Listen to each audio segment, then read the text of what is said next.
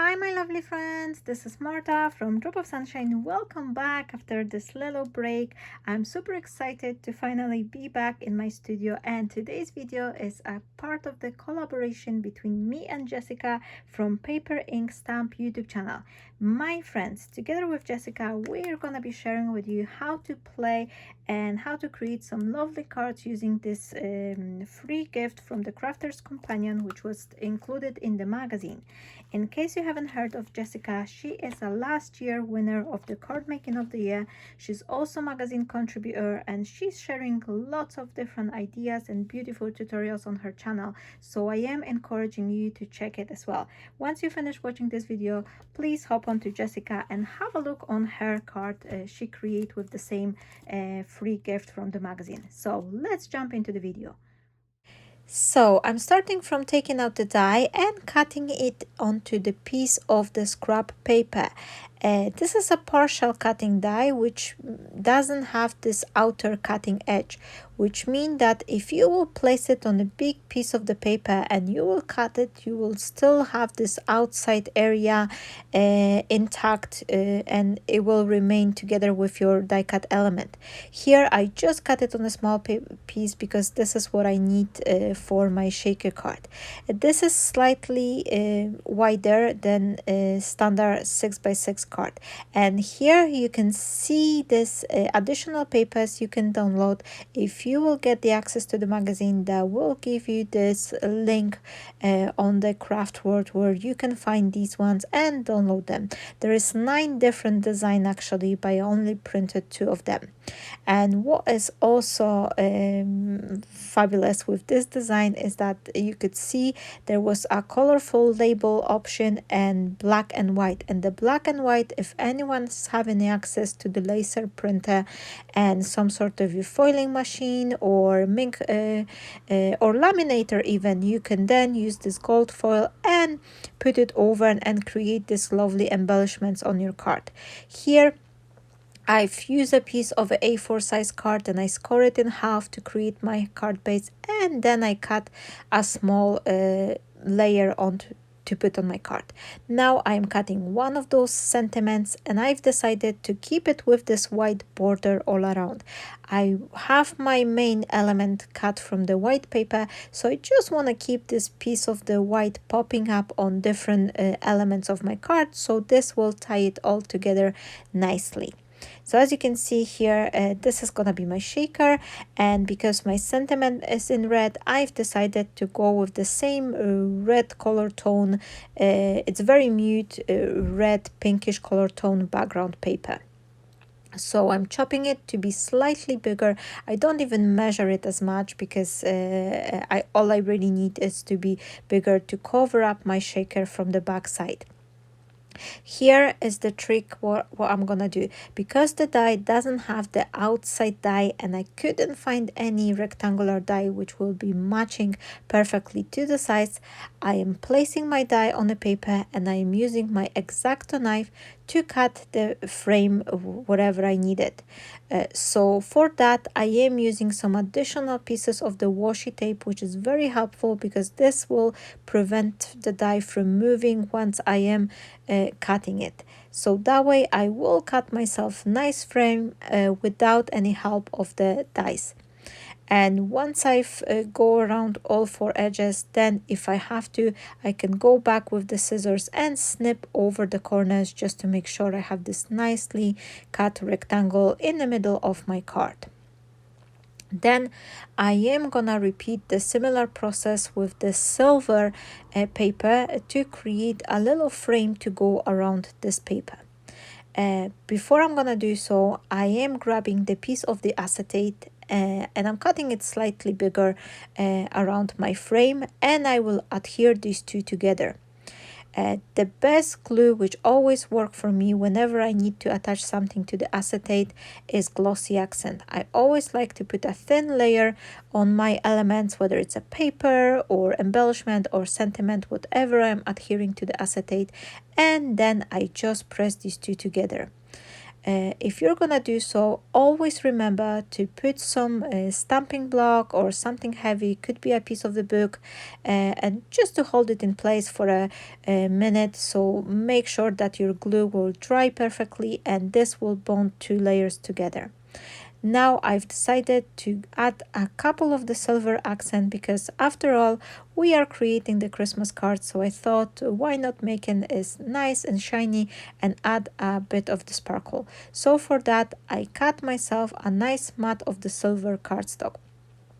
To help me stretch the paper, I've marked where about I need to cut my frame, what is the approximate size, and I'm just going a quick cut with the quick cut with my X-Acto knife to create this larger frame. This way I am having this nice frame around my blue paper, but I can reuse the rest of the paper and I don't have to reach for additional piece of the mirror cardstock. Before I will cut my another frame, I just want to clean up the edges, so for that I am placing this piece on my guillotine and I'm just chopping all around just to have this nice straight edge. Now I am placing this die right beside one of the corners and I am planning this thickness, which will be at the same time the thickness of my frame. And I am using the washi tape to help me to hold the die, and I am start to cutting all around the same way as I did with the design paper.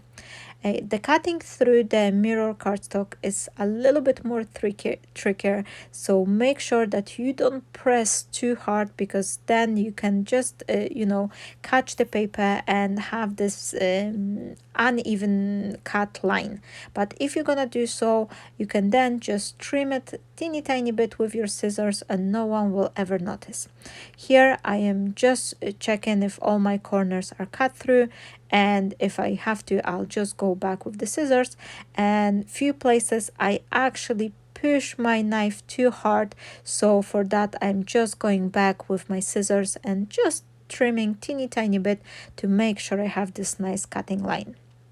Once I'm happy, I am then placing my piece on the guillotine and I will cut two remaining bits, so I'll make sure I have this nice teeny tiny frame to go around my shaker.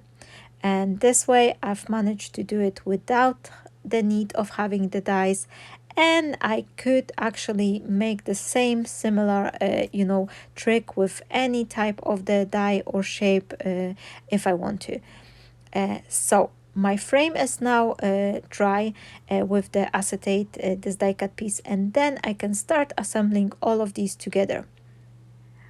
I'm going to start from adhering this front panel to the silver matte layer from the back, and then I will adhere my window with the acetate. I am using the mixture of the double-sided tape and a dash of the glue in a corner because this is my favorite technique, which always comes handy whenever I need to adhere something and make sure my frame is just perfectly positioned. This liquid glue is giving this little slippery surface so I could move around my elements, and then when I'm perfectly happy I am pressing down and removing this release paper from underneath. Now I'm gonna be adhering my window, and for that I am reaching back for the glossy accent. I am doing that because this one has the acetate on it and I just want to make sure that these will stay in place together forever. And here's my little helper, so that means I have a little break from work and I'll come back to finish this card later. Here I'm gonna be adding the double-sided tape to my card, and for that I am also adding a dash of the glossy accent because I am sticking this tape to the acetate. I am going over with double layer and this is 1mm thick foam, so for that I am creating this 2mm thick frame. I had a little rumble through my drawers and I pick up some of the sequins and little bits I could put inside my shaker. But before I will add my shaker elements, I always like to go over with the baby powder and a little brush to go all around the edges. This way I am taking off the stickiness from the tape, and then those little particles, they do not clump beside the foam tape whenever I close up my shaker. Whenever I fill my shaker, I always like to go with the mixture in between sequins, different elements, and the favorite things I really like to add to my shaker is always a glass beads. These are microscopic beads which are a little bit heavier because they are made from the glass, and they are shake really well. This way, having the micro beads, I never had a trouble of the sequins creating those clumps and stay in one place, because the micro beads, they prevent from it. The only one thing you have to remember whenever you're using the micro beads, that you always have to seal your shaker the best possible way, because if you're gonna have this little opening somewhere, they will be running through, because they are so little. So now I am revealing the tape around my shaker area. I am then going back with the glossy accent just to make just to be super sure it will seal perfectly, and then I am gluing this piece of the backing paper. I am doing that because this way I could then turn the whole thing upside down and perfectly positioning once adhering it to my card base. Once I'm sure that my paper dry and it stick nicely to this foam frame, then I am just going over with the double-sided tape just to adhere to strips in the middle area, and I'm doing that so this will prevent the paper from warping in the center. It will just lay flat on the card once I will adhere it back to the card base. I am taking off the release paper, but I am leaving those outside papers partially reveal, as you can see here. This is what I always like to do, because that way I could have this little extra help in positioning my elements onto when I'm pressing them onto the card. And once I'm perfectly happy, I am then gently pressing and taking off those strips from underneath. This is the exactly the same thing as I did with adhering my mats and layers. Now it's time to finish off my card, and for that I will be adding this silver frame and my little sentiment. And this is a fairly simple card. It's something you can use for sending out through the post, because although it's having a nice dimension, although it's shaker, it's still perfectly flat, and this type of the card will go through the mail without any troubles. So once my frame is adhered, I will then back this sentiment with additional piece of the silver paper, just so everything will be matching nicely. And that way, by using the combination of the same colors, like this red and white and silver on a shaker window and my sentiment, it's all matching up perfectly.